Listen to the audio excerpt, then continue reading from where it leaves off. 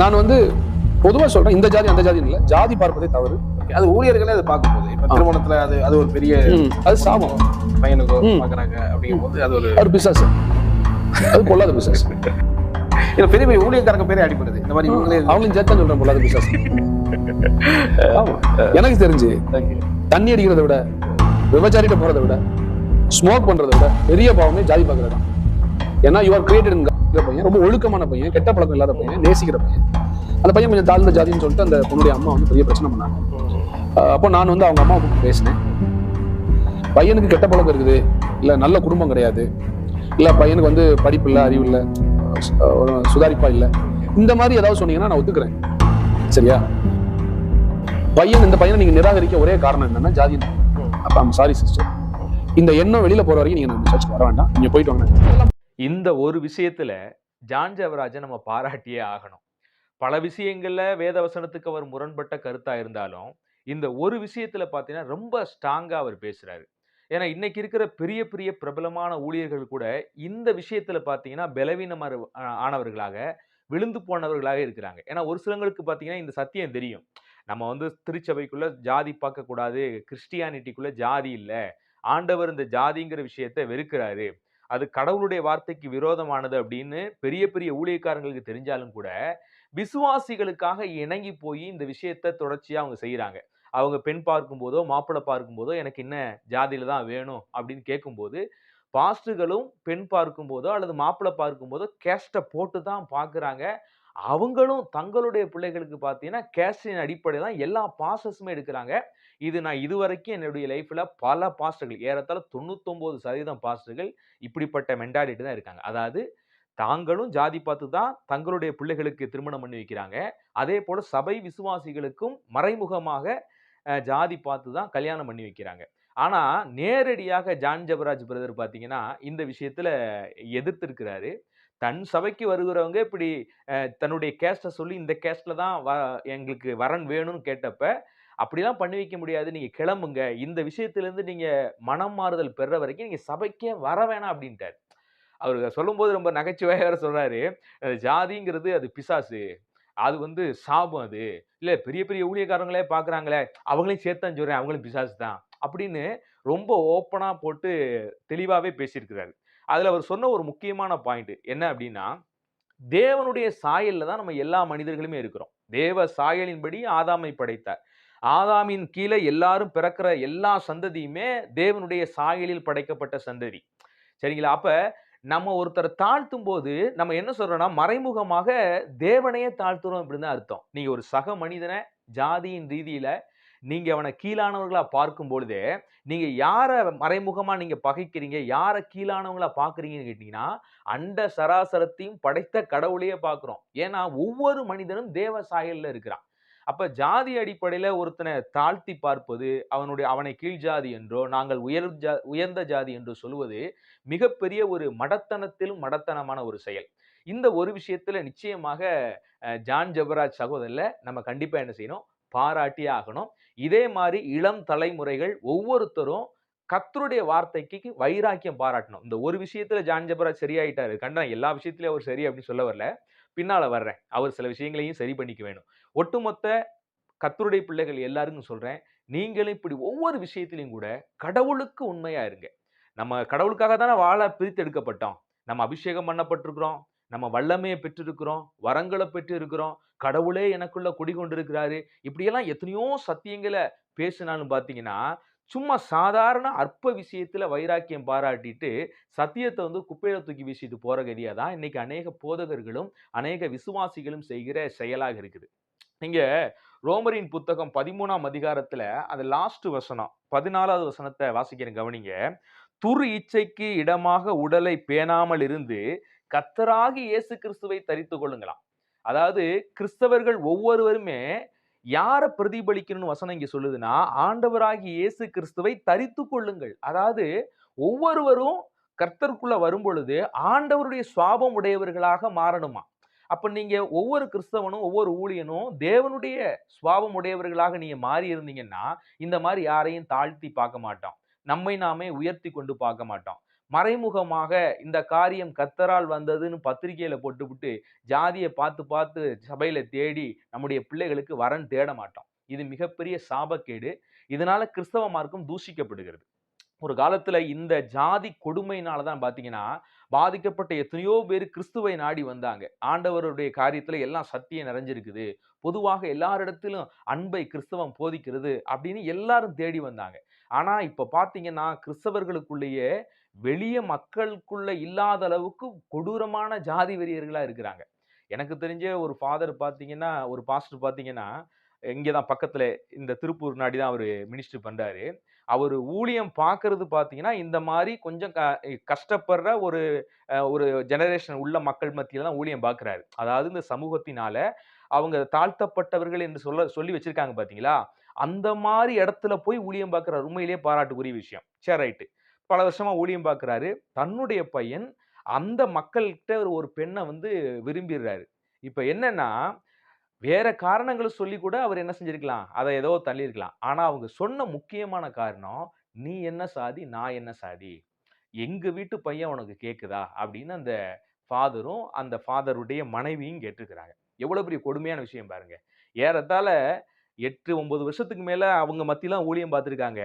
தின்ன சோறு இவரு அவங்க போட்ட சோறு. யாரு? அந்த கஷ்டப்படுற மக்கள்ன்னு சொல்றாங்க பார்த்தீங்களா? அவங்க போட்ட சோறு தான் அந்த பாஸ்டரும், அந்த பாஸ்டருடைய குடும்பமும் அவங்க போட்ட சோத்த தான் திங்கிறாங்க. அவங்க கொடுக்கிற காணிக்கையில தான் இன்னைக்கு காரு நல்ல வசதியான வாழ்க்கைலாம் வந்திருக்குது. ஆனா, இவங்க வீட்டு பையன அங்க கொடுக்கறக்கு பார்த்தீங்கன்னா, இவங்க அவ்வளவு கேவலமாக தரம் தாழ்ந்து பேசுறாங்க. இத நான் கேட்கும்போது என்னால வந்து, "என்னடா இது?" அப்படிங்கிற மாரி ஆயிப்போச்சு. தயவு செஞ்சு சொல்றேன். ஆண்டவருடைய நாமத்த தூஷிக்கிற மாரி, இப்படிப்பட்ட விஷயங்கள எந்த ஒரு தேவனுடைய பிள்ளையும் செஞ்சிடாதீங்க. இத பார்த்துக் கொண்டிருக்கிற நீங்க ஒவ்வொருத்தருமே கர்த்தருடைய நாமத்துக்கு மகிமையா வாழுங்க. வெளிய ஆண்டவரை அறியாத மக்களுக்குள்ள இருக்கிற இந்த சாபத்தீடான விஷயங்கள், இந்த அறியாமையினுடைய காரியங்கள், இந்த சாத்தானுடைய விஷயங்கள் ஒரு நாளும் கிறிஸ்டியானிட்டிக்குள்ள, தேவனுடைய பிள்ளைகளுக்குள்ள, ஊழியர்களுக்குள்ள இது காணப்படவே கூடாது. இந்த விஷயத்த குறிச்ச வரைக்கும் ஜான் ஜெரபாய் ரொம்ப நெத்தியடியா அவரு வந்து பேசுனத உண்மையிலேயே பாராட்டுக்குரிய விஷயமா தான் சொல்ல முடியும். சபையில வர்றவங்களுக்கும் தெளிவா சொல்ட்டாராம். ஜாதி பார்த்து இங்க கல்யாணம் பண்ணணும்னு வந்தீங்கன்னா, என்கிட்ட வராதீங்க. நான் பார்க்க மாட்டேன். இதே மாரி ஒவ்வொரு பாஸ்டரும் சொல்லணும். யாராவது திருச்சபை மக்கள் சாதிய வச்சுட்டு எனக்கு இந்த பொண்ண பாருங்க, அந்த பொண்ண பாருங்கன்னு சொன்னா ஸ்ட்ராங்கா பேசணும். அப்படின்னா உனக்கு நான் மாப்பிள்ளையோ, பொண்ணோ பார்க்க மாட்டேன். கிளம்பிருன்றணும். இப்படி எல்லாரும் சொல்லி பாருங்களேன். எல்லாரும் சீரான சத்தியத்துக்குள்ள வந்துருவாங்க. சரி அது போகட்டும். இப்ப ஜான் ஜெபராஜ் சகோதரரா இருக்கட்டும், அல்லது ஜான் ஜெபராஜை போல இன்றைக்கு ஊழியம் செய்ய வேண்டும் என்று ஆசைப்படுகிற சகோதரரா இருக்கட்டும். இந்த ஒரு விஷயத்துல பாராட்டிட்டேன். ஒருவேளை இது ஜான் ஜெபராஜ் இந்த செய்திய கேட்கிறாரோ இல்லையோ, அல்லது மத்தவங்களும் தயவு செஞ்சு இந்த விஷயத்த புரிஞ்சுக்கங்க. ஜான் ஜெபராஜ் இந்த ஒரு விஷயத்துல சரியாக இருந்தாலும், ஏனைய காரியத்துல வந்து நெறைய விஷயங்கள்ல அவரு மிஸ்டேக் பண்றாரு. அவரை பின்பற்றின பின்னால வர்ற சில மக்களும் பார்த்தீங்கன்னா, அவரைப் போல விசிலடிக்கிறது, அவரைப் போல அந்த டிரெஸ்ஸிங் சென்ஸ உபயோகப்படுத்திக்கிறது, அவரைப் போல சினிமா தனமான விஷயங்கள செய்கிறது. ஒரு சினிமாக்கள்ல பார்த்தீங்கன்னா, நான் தல ரசிகன், தளபதி ரசிகன் அப்படின்னு சொல்ற மாரி, இப்ப John Jebaraj fan, John Jebaraj ரசிகர்கள் இப்படின்னு அவரும் அது மாரியே நடந்துக்கிறது. உலக கதாநாயகர்கள் எப்படி நடந்துக்குவாங்களோ, அது மாரி இவரும் நடந்துக்கிறது. இந்த விஷயத்தை எல்லாம் நம்ம வந்து கிறிஸ்டியானிட்டிக்குள்ள யாரும் எந்த ஊழியக்காரனும் செய்யக்கூடாது. ஜான் ஜெபராஜாக இருந்தாலும் சரி, யார் இருந்தாலும் சரி. ஆண்டவர் நமக்கு என்ன கற்றுக் குடுத்திருக்கிறாரு? உங்களில் முதன்மையா இருக்கிறவன் எல்லாருக்கும் வேலைக்காரனா இருக்க கடவுள்ங்கிறார். அப்ப ஊழியக்காரனுக்குள்ள முதலாவது தாழ்மை இருக்கணும். ஒரு கிறிஸ்துவின் ஊழியக்காரன்னா தாழ்மை இருக்கணும். இன்னைக்கு பவுலோ, பேதுருவோ அல்லது மற்ற அப்போஸ்தலர்களா இருந்தா, ஜான் ஜெபராஜ் மாரி இருப்பாங்களா? பேசுவாங்களான்னு கொஞ்சம் யோசிச்சு பாருங்க. அவரு வந்துட்டு நான் ஜெட் வாங்க போறேன் அப்படிங்கிறாரு. இனிமேல்லாம் ஊழியக்காரங்கலாம் அப்படி இப்படி பைக்ல, கார்லலாம் கிடையாதுங்க.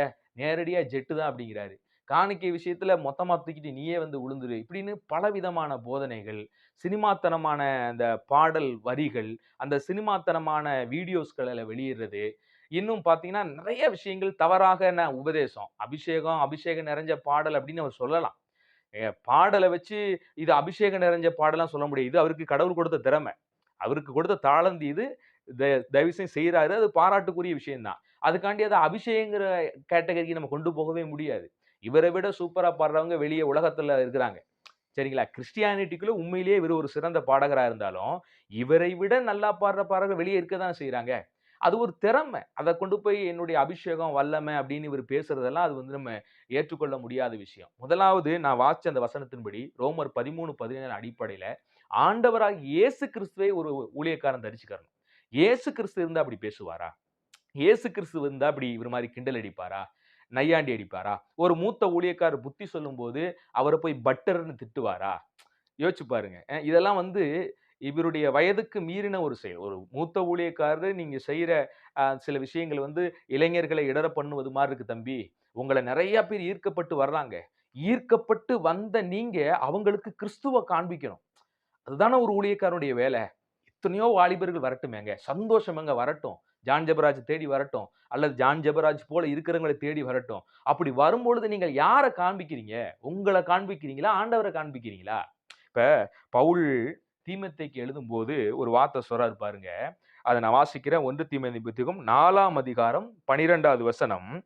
நீ உன் இளமையை குறித்து ஒருவனும் உன்னை அசட்டை பண்ணாதபடிக்கு நீ வார்த்தையிலும் நடக்கையிலும் அன்பிலும் ஆவியிலும் விசுவாசத்திலும் கற்பிலும் விசுவாசிகளுக்கு மாதிரியாயிரு. ஒரு இளம் ஊழியக்காரனுக்கு பவுலடிகள் என்ன செய்யறாரு? ஒரு மூத்த ஊழியக்காரன் நீ எப்படி இருக்கணும் அப்படின்னு சொல்றாரு. அதுல முதலாவது சொல்றாரு, உன் வார்த்தையில நீ முன்மாதிரியா இருக்கணும். உன் நடக்கையில முன்மாதிரியா இருக்கணும். உன் அன்புல முன்மாதிரியா இருக்கணும். விசுவாசத்துல முன்மாதிரியா இருக்கணும். கற்புல முன்மாதிரியா இருக்கணும். இதெல்லாம் அழகா சொல்லிட்டு வர்றாரு. அப்ப ஜான் ஜெபராஜ் நடந்து கொள்ளுகிற விதம் விசுவாசிகளுக்கு ரோல் மாடலா இருக்கணும். எல்லாருமே என்ன செய்யணும்? அதை பார்த்து கத்துக்கொள்ளக்கூடிய லெவல்ல இருக்கணும். யோசிச்சு பாருங்க. அப்ப இவருடைய செயல் எல்லாமே கிறிஸ்துவை பிரதிபலிக்கிறதா? தேவ ஊழியக்காரனுடைய காரியங்களுக்கு ஒப்பாக இருக்கிறதா? அல்லது லோபத்தனமாக இருக்கிறதா? உலகத்துல இருக்கிற கதாநாயகனை போலதான் இன்னைக்கு அவர் காட்சி அளிக்கிறாரே ஒழிய, கிறிஸ்தவத்துல இருக்கிற கதாநாயகர்கள் எப்படி இருந்தாங்க? அவங்க எப்படி தாழ்மையை பூண்டு கொண்டு இருந்தாங்க?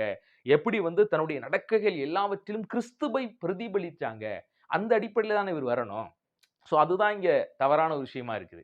செழிப்பு செழிப்பு என்று சொல்லிக் கொண்டு பார்த்தீங்கன்னா, நிறைய விஷயங்கள் இந்த பணமோகத்திலேயே ஜான் ஜெபராஜும் சரி, அவரை சுற்றி இருக்கிற ஏனையவர்களும் பார்த்தீங்கன்னா, இந்த பொருளாசை மேல ஈர்க்கப்பட்டவங்களா இருக்கிறாங்க. ஏன்னா கடவுள் நமக்காக ரத்தம் சிந்தினதே பார்த்தீங்கன்னா, நம்மள கோடீஸ்வரனா மாத்துறதுக்கு தான். அந்த மாதிரியான ஒரு ஒரு பிரீச்சிங்க கொண்டு சிலரை மயக்கிறது. இது தப்புங்க. இதே தீமோத்தேயுக்கு பவுலடிகள் சொல்லும்போது என்ன சொல்றாரு? ஐஸ்வர்யவானாக விரும்புகிறவர்கள் சோதனையிலும் கண்ணியிலும் மனுஷரை கேட்டிலும் அழிவிலும் அமிழ்த்துகிற மதிகேடும் சேதமும் உள்ள பலவிதமான இச்சைகளில் விழுகிறார்களாம். பண ஆசையோ எல்லா தீமைக்கும் வேறாய் இருக்கிறது அப்படின்னு சொல்றாரு. இப்ப பணம் பெருகுனவங்களை பாருங்க. இப்ப இந்த ஜான் ஜெபராஜ் ஒரு ஒரு அடிப்படையில ஒரு தேவைகள் சந்திக்கப்பட்ட ஒரு லெவல்ல இருந்துட்டாருன்னா ரொம்பவே உண்மையா இருந்திருப்பாரு. இன்னைக்கு பல கோடிகள் வரும்போதுதான் அதை வச்சு அவர்னால என்ன பண்றதுன்னு தெரியல. அதை வச்சுட்டு என்னாவது பண்றாரு. எதையாவது பண்ணும்போது என்ன செஞ்சிருது? இது தப்பா போய் முடிஞ்சிருது. கிரிட்டிசத்துக்கு உள்ளாக வேண்டியதா இருக்கிறது. பலருடைய கேள்விகள் கேட்க வேண்டியதா இருக்குது. தப்பு தப்பா உபதேசம் பண்ண வந்துருது. அந்த பணம் பெருகிருச்சுனாலே இதெல்லாம் வந்துரும். அதனாலதான் தொடர்ந்து பவுலடிகள் சொல்லும்போது என்ன சொல்றாரு பாருங்க. பண ஆசை எல்லா தீமைக்கும் வேறாய் இருக்கிறது. சிலர் அதை இச்சித்து விசுவாசத்தை விட்டு வழுவி அநேக வேதனைகளினாலே தங்களை உருவ குத்தி கொண்டிருக்கிறார்கள். நீயோ தேவனுடைய மனுஷனே. நான் சொல்றேன், ஜான் ஜெபராஜே, தேவனுடைய மனுஷனே, தேவனுடைய மனுஷனாவே இருங்க. நீங்க அப்படித்தான் மாறணும். தேவனுடைய மனுஷனா இருக்கணும் தான் என்னுடைய ஆவல். ஏதோ உங்களை கிரிட்டிசம் பண்ணணும் என்னுடைய ஆவல் அல்ல. நீங்க எப்படி இந்த ஜாதி விஷயத்துல சரியா ஸ்ட்ராங்கா சத்தியத்துக்கு தூணா நிக்கிறீங்களோ, அதே மாதிரி கர்த்தருடைய எல்லா விஷயத்திலும் உங்களை பின்பற்றின எல்லாருக்கும் ஒரு ரோல் மாடலா, முன்மாதிரியா, வசனத்தின் அடிப்படையில கிறிஸ்துவை காண்பிக்கிறவர்களாக நீங்க இருக்க வேண்டும் தான் ஆசை. இப்ப என்ன இங்க வசனம் சொல்லுது? நீயோ தேவனுடைய மனுஷனே, இவைகளை விட்டோடி. எவைகளை? அந்த பண ஆசைய, அந்த ஐஸ்வர்யவானாக வேண்டும் என்று நான் ஜெட்டுல போகணும், கார்ல போகணும், கோட்டு 1 லட்சம் ரூபாய் கோட்டுல போடணும், 50,000 ஷூ தான் போடுவேன்.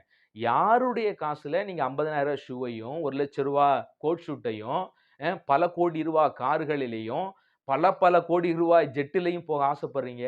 உங்க சபைக்கு வர்ற கூலி வேலை செய்யற மக்கள் போடுகிற அந்த காணிக்கையில. அவங்க யாரும் அந்த அளவுக்கு பெரிய ஜெட்டு வாங்கி கார் வாங்கலையே. அவங்களுடைய எல்லா பணத்தையும் வாங்கி நீங்க வாங்கி பெரிய ஆளா இருக்கிறீங்க. அப்ப இங்க தேவனுடைய மனுஷனுக்கு பவுலடிகள் ஆவியானவர் சொல்லுகிற வார்த்தை என்ன? நீயோ தேவனுடைய மனுஷனே, இவைகளை விட்டு ஓடி. எதை நாடணும்? காசை இல்ல, ஜெட்டை இல்ல, BMW கார கிடையாது. கர்த்தர் அதை கொடுத்தா வச்சுக்கங்க, தப்பு இல்ல. ஆனா உங்களுடைய பிரீச்சிங்கே பார்த்தீங்கன்னா டோட்டலா அந்த பணக்கவர்ச்சியில போகுது. அதை நான் அந்த சாயல பார்க்க முடியுது. உங்களுடைய ஒவ்வொரு உபதேசத்திலும், உங்களுடைய ஒவ்வொரு செயலிலும் பார்த்தீங்கன்னா அது காண்பிச்சு கொடுக்குது.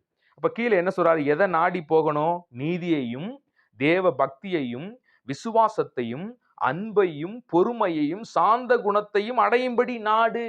விசுவாசத்தின் நல்ல போராட்டத்தை போராடு அப்படிங்கிறார்.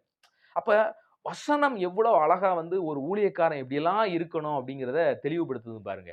அதனால இதை கேட்டு கொண்டிருக்கிற ஒவ்வொரு தேவனுடைய பிள்ளையும் ஒரு ஊழியக்காரன் எதை நாடி போகணும், எதை போதிக்கணும், எப்படியெல்லாம் அவன் விசுவாசிகளுக்கு ஒரு முன்மாதிரியா இருக்கணும் அப்படிங்கிறது சத்திய வசனம் நமக்கு அழகா வழிகாட்டுது. அந்த அடிப்படையில ஜான் ஜெபராஜ் ஆகட்டும், இல்லை அவரை போல இன்றைக்கு ஊழியம் செய்ய விரும்புகிற ஒவ்வொரு வாலிபர்களாகட்டும், சரியா நடங்க. பகட்ட காமிக்காதீங்க. இந்த லோப காரியங்கள் மனிதர்கள் இன்னைக்கு வந்து மக்கள் முன்னால ஒரு ஜோல்டிங்க காய்ச்சி தன்னை பெரியவர்களாக காண்பிப்பது போல தயவு செஞ்சு செய்யாதீங்க. கர்த்தருடைய சத்தியத்தில் இல்லைங்க. இந்த ஒரு விஷயத்துல நான் பாராட்டுறது போல எல்லா விஷயத்திலும் ஆண்டவர் உங்களை பாராட்டணும். பரலோகத்துக்கு போகும்போது என்ன செய்யணும்? உண்மையும் உத்தமும் உள்ள ஊழியக்காரனே என்னுடைய சந்தோஷத்துல பிரவேசி அப்படின்னு ஒவ்வொரு ஊழியக்காரனையும் பார்த்து, ஜான் ஜெபராஜை பார்த்து, இன்னைக்கு ஊழியம் செய்கிற ஒவ்வொருவரை பார்த்து ஆண்டவர் வந்து என்ன செய்யணும்? சொல்லணும். அதனால தயவு செய்து அங்க போய் அவமானப்படுறதை விட, அங்க போய் உன்னை யாருன்னே தெரியாது போடா அப்படின்னு ஆண்டவர் துரத்தி விடுறதுக்குள்ள சீக்கிரம் ஒவ்வொருத்தரும் மனம் திரும்புங்க, சரியாகுங்க. ஜான் ஜெபராஜ் சகோதரரும் எல்லா விஷயத்திலும் நீங்க முன்மாதிரியா இருக்கணும். ஏன்னா உங்களை பின்பற்றுகிற கூட்டம் நிறைய பேர் இருக்கிறாங்க. தயவு செய்து அவங்கள வஞ்சிச்சிடாதீங்க, அவங்கள ஏமாத்திராதீங்க. சரியான சத்தியத்துல கொண்டு போங்க. எப்படி ஜாதிக்கு அகைன்ஸ்டா இருந்து எல்லா மனுஷனும் தேவ சாயலிலே படைக்கப்பட்ட மனுஷன், ஜாதி என்பது சாத்தானுடைய ஒரு செயல்னு ஸ்ட்ராங்கா சத்தியத்தை பேசுவீங்களோ, எல்லா விஷயத்திலும் அதே போல சத்தியத்துக்கு தூணா இருங்க. முதலாவது உங்களை சுத்தி இருக்கிற இந்த ஜஸ்டினு, இந்த ஜெசுவடியான், இவங்கெல்லாம் இருக்காங்க பார்த்தீங்களா? இந்த மாதிரி கள்ள போதகர்களை விட்டு தயவு செஞ்சு இந்த மாதிரி ஆட்கள ஒட்டாதீங்க தயவு செய்து. ஓரளவுக்கு இவங்களை எல்லாம் தாண்டி ஜான்ஜிபரம் ஓரளவுக்கு பரவாயில்ல மாதிரி தெரியாதனால அந்த வார்த்தையை சொல்றேன். தயவு செய்து என்ன செய்யுங்க, இந்த மாதிரி ஆட்கள்லாம் ஒட்டாதீங்க, விட்டு விலகுங்க. ஒவ்வொருத்தரும் சத்தியத்துக்கு நேரா திரும்புங்க. கர்த்தர் அந்த கிருபையை இன்னைக்கு இருக்கிற ஒவ்வொரு ஊழியர்களுக்கும் தரணும். ஒவ்வொரு திருச்சபை விசுவாசிகளும், திருச்சபை போதகர்களும் தயவு செய்து இந்த ஜாதிக்கு எதிராக குரல் கொடுங்க. யாராவது ஜாதியை வச்சு எனக்கு பெண் பார்க்கணும், மாப்பிள்ளை பார்க்கணும் பார்க்காதீங்க. விரட்டி விட்டுருங்க. நீங்களும் உங்களை காத்துக்கொள்ளுங்க. நீங்களும் அந்த மாயையில சிக்கி தவிக்காதீங்க. கிறிஸ்துவுக்குள்ள ஆண் என்றோ, பெண் என்றோ, கிரேக்கன் என்றோ, ரோமன் என்றோ எந்த வித்தியாசம் இல்ல. நமக்குள்ள எந்த ஏற்றத்தாழ்வும் இருக்கக்கூடாது. மொழி வெறியோ, அல்லது நிறவெறியோ, இனவெறியோ, ஜாதி வெறியோ, எந்த வெறியும் இல்லாம கிறிஸ்துவுக்குள்ள ஆண்டவரை போல நம்ம என்ன செய்வோம்? வாழ அழைக்கப்பட்டிருக்கிறோம். அப்படியே வாழ்வோம். அந்த கிருபையை நம்ம ஒவ்வொருவருக்கும் ஆண்டவர் தரட்டும். God bless you.